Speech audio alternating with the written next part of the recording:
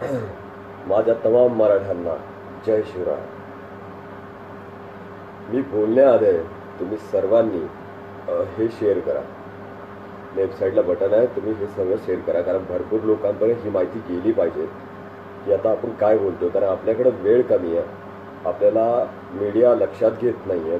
Electronic media असेल, इतर media जास्त करून लक्ष करत नाही, आपल्याकडे देत नाही आहे. तर तुम्ही सर्वांनी हा व्हिडिओ आधी शेअर करा आणि त्यानंतर मी हे बोलतो. आधी हा शेअर करा.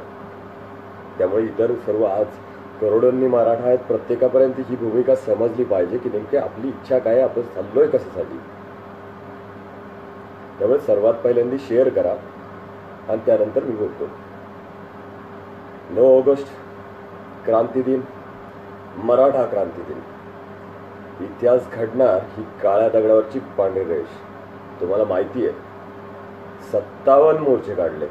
57 मोर्चानंतर जे हे युद्ध आहे, मी युद्ध हे नाव देतोय कारण इथे आपल्या हक्कासाठी आपण लढतोय आणि जिथे लढाई असते तिथे युद्ध असतं. आणि ही मराठ्यांचं युद्ध 9 ऑगस्टला सर्व जग बघणार आहे की 9 ऑगस्टला हे मराठे नेमके करतात काय.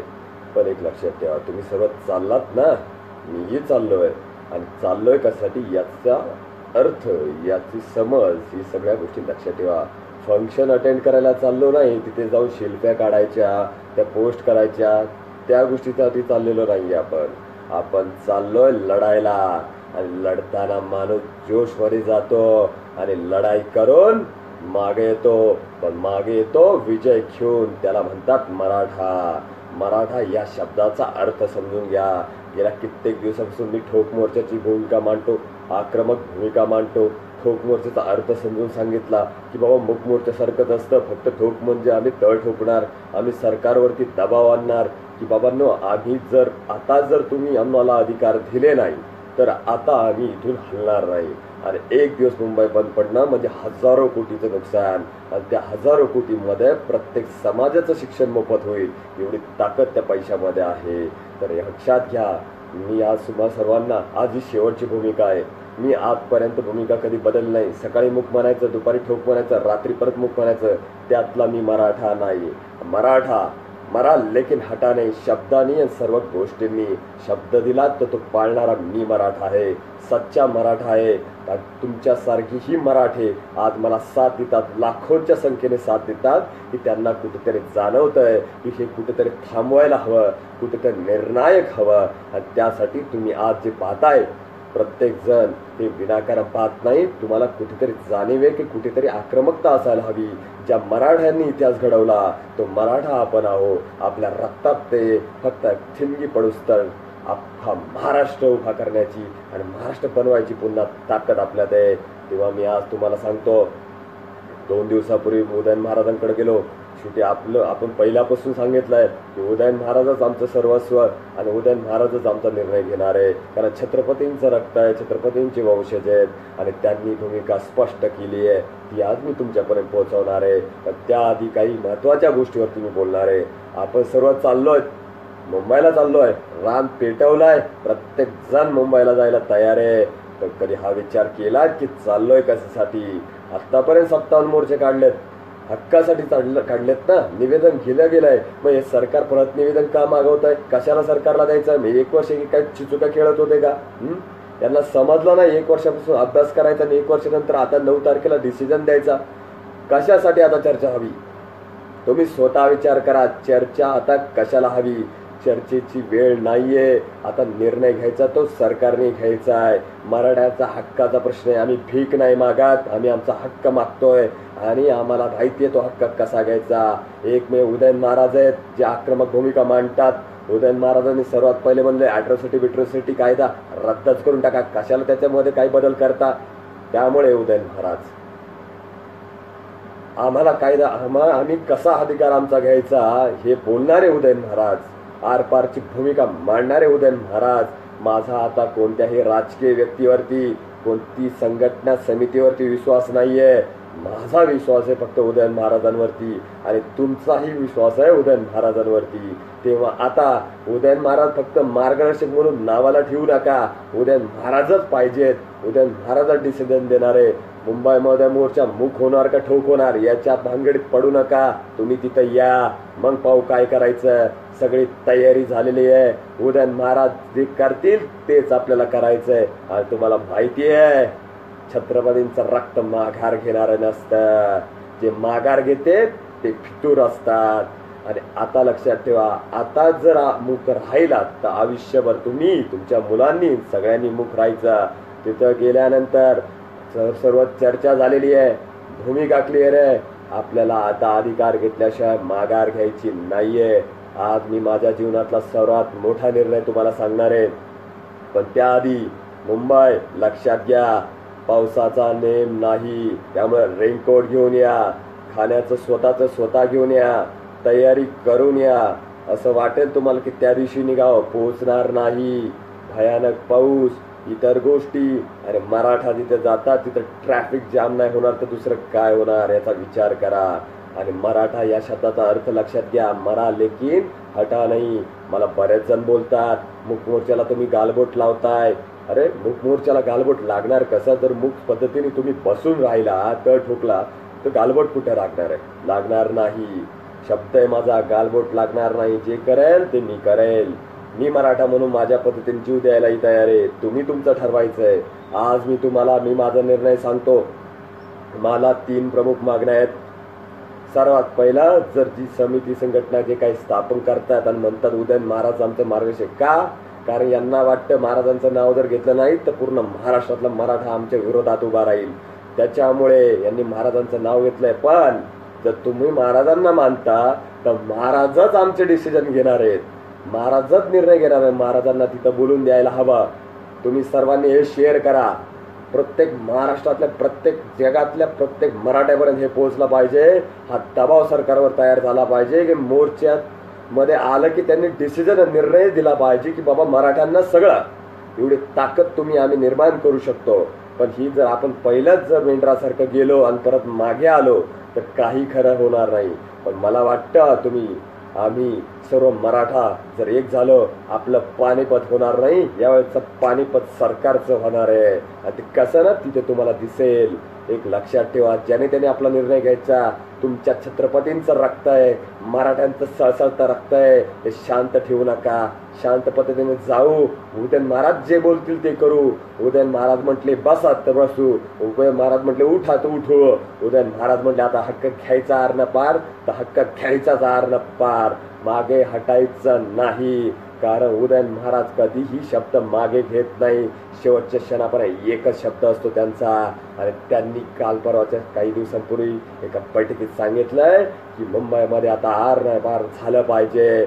जर उद्रेक झाला तर याला सरकार जबाबदार आहे. तर उदयन महाराज जर त्यांनी त्यांचा डिसिजन दिलेला आहे तर आपण फक्त तिथं गेल्यानंतर शांततेत फक्त उदयन महाराज काय करतात ते बघायचं. उदयन महाराजांनी सरकारशी बोलायचं आणि आपला निर्णय घ्यायचा.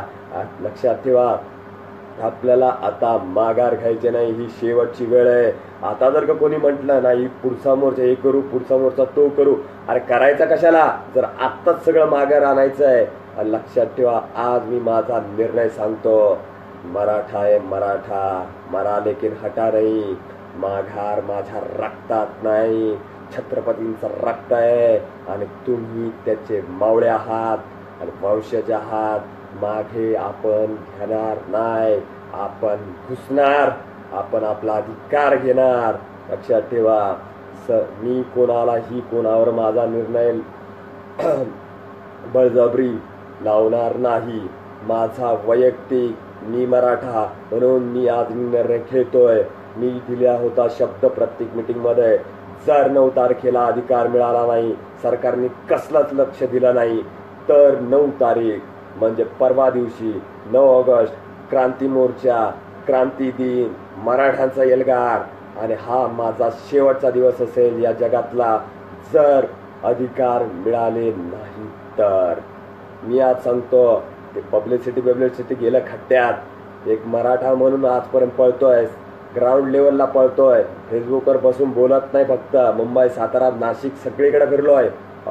पण लक्षात घ्या, फिरलोय ह्याच्यासाठी तुमच्यासारखे मराठा जोडण्यासाठी. आणि मला खात्री आहे तुम्ही सर्व मराठा मुंबईमध्ये येताल आणि मुंबईमध्ये एल्गार होईल. उदयन महाराज आपलं नेतृत्व करतील. आणि मला एक छोटीशी अपेक्षा आहे की आपण जाणार, सरकार म्हणणार ही गोष्ट कोर्टात, ती गोष्ट कोर्टात, कोपडे प्रकरण कोर्टात, तुमचं आरक्षण कोर्टात, ते कोर्टात, या सगळ्या मागण्या मान्य झाल्याच पाहिजे. पण सर्वात महत्वाची दुसरी मागणी, पहिली मागणी उदयन महाराजांनीच नेतृत्व करावं. दुसरी मागणी माझी आहे की प्रत्येक समाजाला, मराठ्यांना आजची परिस्थिती इतकी भयानक आहे. 1-2 लाख रुपये फी इंजिनिअरिंगला भरायची कुठून, मेडिकल कॉलेजला भरायची कुठून. प्रत्येक व्यक्ती आज अडचणीत आहे. पाऊस पाणी नाही, आर्थिक परिस्थिती बिकट आहे. त्याच्यामुळे माझी सर्वात महत्वाची मागणी आहे की प्रत्येक व्यक्तीला मोफत शिक्षण झालं पाहिजे. मोफत शिक्षण देण्याची तयारी दिली पाहिजे सरकारने. आणि आपला महाराष्ट्र कसा आहे याचं उदाहरण सांगतो. देशामध्ये सर्वात जास्त टॅक्स देणारं एकमेव जर राज्य असेल तर हा आपला महाराष्ट्र राज्य आहे. लक्षात घ्या, एकटा महाराष्ट्र देशाच्या 100% मधला 39.9% GDP टॅक्स आपला महाराष्ट्र देतो. पुराव्यासकट सगळ्या गोष्टी माझ्याकडे आहेत. एकटा महाराष्ट्र एका वर्षाला 3.25 लाख कोटी टॅक्स सरकारला इन्कम टॅक्स देतो. आणि मराठ्यांना नाही, सर्व समाजाला, प्रत्येक माळी असेल, माग असेल, महार असेल, मुस्लिम असेल, ब्राह्मण असेल, मारवाडी असेल, आपण असो, प्रत्येक व्यक्तीला शिक्षण मोफत होण्यासाठी महाराष्ट्र सरकारने फक्त 5 ते 10 हजार कोटीची जर आपल्याला मदत केली तर प्रत्येक व्यक्तीला शिक्षण मोफत होईल. आज माझा या समाजातला प्रत्येक व्यक्ती शिक्षण घेतो, एज्युकेशनल लोन काढतो, पण त्याच्यानंतर नोकऱ्या नाहीत. मग ते लोन फेडायचं कुठून? आज शिक्षण, माझा मराठा समाज नावाला जरी मराठा असला तरी आज कित्येक गरीब समाज आहे माझ्यामधला. आम्ही श्रीमंत म्हणून सगळे श्रीमंत नाही. प्रत्येक व्यक्ती आज ना आर्थिक परिस्थितीत अडकलाय. त्याच्यामुळे सांगतो, आपल्या प्रमुख मागण्या मान्य झाल्याच पाहिजे. सगळ्या मागण्या आहेत, अॅट्रॉसिटी आहे, बाकीच्या गोष्टी आहेत, आरक्षण आहे, सगळ्या या झाल्याच पाहिजे. पण अजून एक प्रमुख मागणी आहे की मोफत शिक्षण मिळालंच पाहिजे. मोफत शिक्षण मिळण्यासाठी पेट्रोल मागे 2 रुपये जरी वाढवले, डिझेल मध्ये 1 रुपया वाढवला, प्रत्येक ठिकाणी फक्त अर्धा पैसा किंवा अर्धा रुपया जरी वाढवला तरी या देशामध्ये सर्वात मोठं राज्य असलेलं महाराष्ट्र पैशाने स्ट्रॉंग आहे. 3.25 लाख कोटी एवढी मोठी रक्कम जर महाराष्ट्रातला समाज सरकारला देतो तर आपल्यासाठी कायमस्वरूपीचं शिक्षण मोफत होईल. तेव्हा लक्षात घ्या, मराठा मोर्चा हा ऐतिहासिक झाला पाहिजे. एल्गार केलाय. उदयन महाराजच आता दाखवून देतील या जगात, या देशात आपले छत्रपती आहेत ते. आणि छत्रपती महाराज उदयनराजे भोसले म्हणतात, शब्द माघारी घेत नाही. त्यांनी सांगितलंय आर नाहीतर पार. याचा अर्थ हिंसाचार नाही. आपण उदयन महाराज जे करणार ते करणार. तिथे प्रत्येक व्यक्तीने जातीने लक्ष द्यायचंय. उदयन महाराजांचा शब्द खाली पडून द्यायचा नाही. ते म्हणेल तेच होणार. शेवटचं तुम्हाला सांगतो, माझा निर्णय मी घेतलाय. मी जीव गेला तरी माघार घेणार नाही. त्या दिवशी काही ना काहीतरी अधिकार मिळवणारच, आपल्या मागण्या पूर्ण करणारच. एक तर मागण्या पूर्ण करेल, माघार त्याच्याशिवाय येणार नाही. एक तर डेड बॉडी माझी माघार येईल, कारण तो दिवस माझ्यासाठी शेवटचा दिवस असेल. लक्षात ठेवा, मी माझा निर्णय घेतलाय. मी माझा निर्णय तुमच्यावर थोपवत नाहीये. कारण आम्हाला कुठेतरी जाणीव पाहिजे. मराठा म्हणून जगतोय, नुसतं नावाला जगायचं नाही. अरे मराठ्यांसाठी काहीतरी काम केलं पाहिजे. आणि हे करताना इतर समाजाला दोष देऊ नका. इतर समाज आपल्या सोबत आहे, त्यांनाही सोबत घ्या. त्यांचाही मार्गदर्शन करा की बाबा प्रतिमोर्चे काढायला तुम्हाला ज्या लोकांनी भाग पाडलाय ना, एक लक्षात ठेवा, मराठ्यांना आरक्षणासाठी, रिझर्वेशनसाठी, सगळ्या गोष्टींसाठी रस्त्यावर उतरवलं ना या सरकारने. एक दिवस या सरकारला रस्त्यावर नाही आणलं ना तर नावाचा मराठा नाही. तर मी तुम्हाला एवढंच सांगतो, हा शेवटचा निर्णय हात जोडून सांगतो. अरे कुठेतरी त्या बहिणीला न्याय देण्यासाठी लढा. ज्या बहिणीच्या स्मारकासाठी आपण आक्रमक होतो आणि त्याच बहिणीला न्याय मिळवून देण्यासाठी आपण शांत राहतो. ही कोणती भूमिका? हात जोडून विनंती करतो. शेवटचं सांगतो मी तुम्हाला, मी कधी कोणापुढे हात जोडले नाही. तुम्हा मराठ्यांना मी सांगतो, अरे मराठा या शब्दाची लाज राखा. मरा लेकिन हटा नाही. शांततेत मोर्चा करा, पण माघार घेऊ नका. माघार केलात तर सर्व संपून जाईल. मराठ्यांचा आज सर्व समाजातील लोक हसतात. अरे उद्या परत एखादा काही वाईट गोष्ट घडली, परत मग मोर्चे काढणार आहात का? कशासाठी काढायचे? किती दिवस काढायचे? हा शेवटचं होऊ द्या ना काहीतरी. आर नाहीतर पारची भूमिका जर आपले महाराज मांडत असतील तर आपण त्यांच्या विरोधात का जायचं? कशासाठी जायचं? कुठेतरी स्वतःला जाणीव होऊ द्या. आपण मराठा आहोत, छत्रपतींचे वंशज आहोत. आपण छत्रपतींनी कुठे मोर्चा काढून स्वराज्य स्थापन केलं नाही. आज काढतोय, चांगली गोष्ट आहे. पण माघार जर घेतली, याद राखा, आपल्या पुढच्या पिढीला ना तोंड दाखवू नका कधी. अरे मराठ्यांनी कधी माघार घेतली नाही, मराठा कधी माघार घेणार नाही. आर नाही तर पार. आता लक्षात घ्या, आता होणार एल्गार. छत्रपती उदयन महाराजांचा आदेश हा आपल्यासाठी अंतिम आदेश असेल. उद्या ते म्हणतील शांत तर शांत, उद्या ते म्हणतील माघार तर माघार. पण मला माहितीये उदयन महाराज माघार घेणाऱ्यातले नाही. अरे देशामध्ये मोदी लाटेच्या विरोधात सर्वात जास्त मताने निवडून येणारी व्यक्ती असेल लोकनेता उदयन महाराज. अॅट्रॉसिटी बंदच करा म्हणणारी एकमेव व्यक्ती असेल उदयन महाराज. बाकीच्यांना पडलंय मतदानाचं, त्यांना मतदानाचं काही नाही. अरे राजा या राजा. लक्षात ठेवा. आज मी तुम्हाला शेवटचं सांगतो, मी मुंबईमधून माघार येणार नाही. आधी काही ना काहीतरी अधिकार मिळवणारच, त्याशिवाय मी माघार येणार नाही. माझी डेड बॉडी मागं येऊ द्या, फरक पडत नाही. 9 तारीख सरकारने दुर्लक्ष केलं, पण मी जरी मेलो ना, लक्षात घ्या मराठा आहे, आत्महत्या करत नाही. लढता लढता मरणार, मारून मरणार, काय फरक पडत नाही. पण मराठ्यांना अधिकार मिळवून देणारच आणि मोफत शिक्षण प्रत्येक समाजासाठी देणार. लक्षात घ्या. आज न उद्या आपल्यासाठी कोणी नाही, उदयन महाराज उभे राहिलेत. तर माघार घेऊ नका, आपली ताकद दाखवा. संपूर्ण जगाचं लक्ष आपल्याकडे आहे. तेव्हा आता जर माघार राहिला आणि आपला आता जर शांत राहिलात तर आयुष्यभर शांत राहावं लागेल. तर आता शेवटचं पहिली मागणी, उदयन महाराजांनीच नेतृत्व करावं. मी त्यांना विनंती केलेली आहे, तुम्ही हा व्हिडिओ शेअर करा, प्रत्येक व्यक्तीपर्यंत हा पोहोचू द्या. आधी शेअर करा आणि मग बोला. प्रत्येक व्यक्तीपर्यंत हे पोहोचवा की उदयन महाराजांनी आता नेतृत्व करावं आणि ते करणारच आहेत.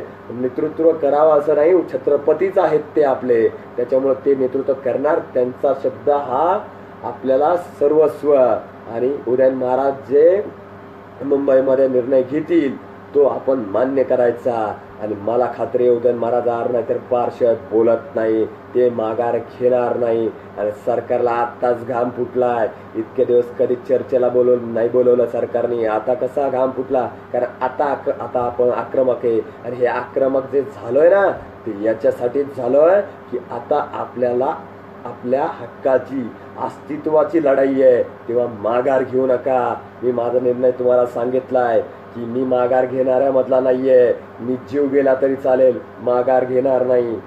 आर नाहीतर पार. लढता लढता मरेल, पण मराठ्यांना अधिकार मिळूनच देईल. आणि तुम्ही सर्वांनी ही इच्छाशक्ती तुमच्यात ठेवा. चलो मुंबई बघू, आता दाखवूया. मुंबई नाही, सगळ्या जगाला दाखवायची ताकद मुंबईमध्ये, लोकांमध्ये. लाखोच्या संख्येने या, विचार करून या. माघार हटायचं नाहीये. हा दबाव सरकारवर झाला पाहिजे. एका तासात सरकारनं तिथे येऊन म्हटलं पाहिजे की मराठ्यांनो, आमचं चुकलं, 1 वर्षापासून आम्ही दुर्लक्ष केलं. आणि हे चर्चा वगैरे कोण करतायत ना, कमिटी बिमिटी कसलं काय असेल, हे काही नाहीये. तुम्हाला आज पण सांगतो, 1 वर्ष झाले ना आता सगळं. यांना एवढ्या दिवसात चर्चा समजली नाही का सरकारला? 57 निवेदन दिले ना, आता कशाला निवेदन पाहिजे? आता सरकारने आझाद मैदानामध्ये यायचं आणि डिक्लेअर करायचं, बस एवढीच गोष्ट राहिली आहे. शांततेत जायचं. डिक्लेअर नाही झालं तर उदयन महाराज म्हणतील तेच करायचं. मागं पुढं विचार करायचा नाही. मराठा आहेत मराठा. मराठ्यांसारखं वागायला शिका, राहायला शिका. अरे आपल्या आवाजात दहशत आहे तर आपल्या कृतीत काय होईल याचा विचार करा. आपल्यामध्ये लाखोच्या संख्येने महिला, मुलं सगळे येणार आहेत. एक लक्षात ठेवा, त्यांना कमजोर समजू नका. आपल्यापेक्षा भयानक रणरागिणी आहेत या मुली, कारण त्यांचा शब्द कधी बदलत नाही. तेव्हा आता आर नाहीतर पार. मुंबई आणि ही लढाई आपल्या अस्तित्वाची आहे. कारण हा ऐतिहासिक विजय होणारच आणि झालाच पाहिजे. त्या प्रत्येकाने हे शेअर करा, प्रत्येकाने हे डोक्यात घ्या. आर नाहीतर पारची भूमिका उदयन महाराजांची आहे. तिथे गेल्या उदयन महाराज जे करतील ते आपल्याला करायचं आहे. तुम्हाला ही आनंदाची बातमी मला द्यायची होती की उदयन महाराजांनी आर नाहीतर पारची भूमिका घेतलेली आहे, पण ती शांततेत. तेही आपण तिथे गेल्यानंतर सगळ्या गोष्टी समजतील. पण लक्षात ठेवा, इतिहास घडणारच आहे. कारण आपण छत्रपतींचे वंशज आहोत आणि छत्रपतींनी माघार कधी घेतली नाही आणि आपण ही माघार कधी घेणार नाही. तेव्हा एक मराठा लाख मराठा. भेटू मुंबईमध्ये लवकरच. आर नाहीतर पार.